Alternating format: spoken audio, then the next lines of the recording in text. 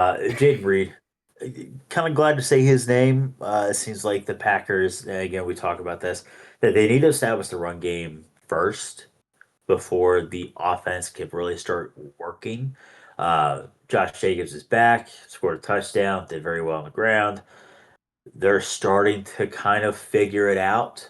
They're just a little quicker than the Texans are at figuring it out. Uh, Watson has actually played multiple games this week or the last few weeks, and he hasn't been injured, which is great. He looked good last few weeks as well. Jayden Reed is back. He came back last week, first time since week one that he has been back. This is something that the rugged type of receiver, the Rasheed Rice, the Puka Nakua type receivers, where they got speed. They'll burn you if they can, but these guys are going to catch it over the middle and try and take on 12 people. Uh, Jayden Reed kind of eased into it last week. Minimal usage. They want to rush anything into it. They are facing a very, very tough defense and a hot team overall in Denver.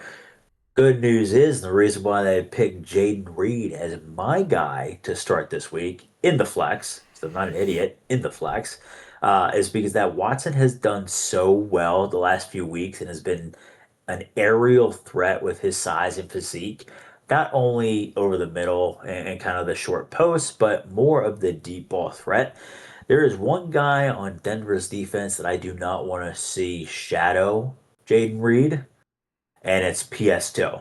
Yeah. And guess who PS2 is going to have to guard? Big Watson. He will be overshadowing Watson like a mother, like a moth going right to the light. He will overshadow him with additional safety help over top if need be, which then leaves Jayden Reed on the perfect opportunity and a sneaky way to kind of get him more targets than Watson, I believe, because he will have that second cornerback guarding him, and Jayden Reed, of his physicality and the way he plays, should have easy over the middle access to a lot of balls going his way, and a lot of yak as well. So I think last week was a test to see if he could actually kind of, keep himself together, no injuries, no fatigue, nothing like that. Watson has been playing well. They're going to have to guard the run. They know what the Packers are going to do. Everybody knows what they're going to do. They're going to establish the run, then pass. Uh, Jordan Love has done great things in and out of the pocket to make things work.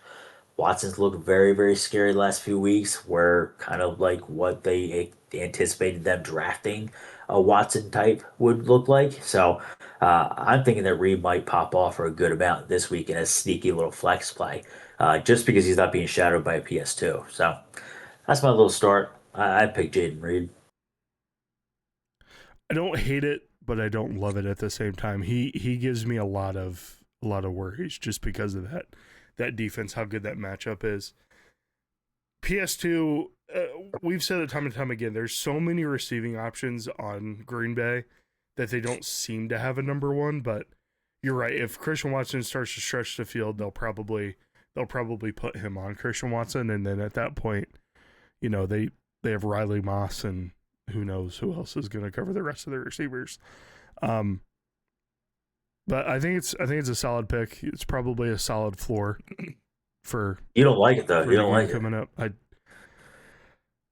You know me. I'm a You nice don't, guy. I'm a nice you guy. don't, you don't like it. You don't like it. I, Oh, why don't you go ahead and talk about yours? I mean, I this is a gimme.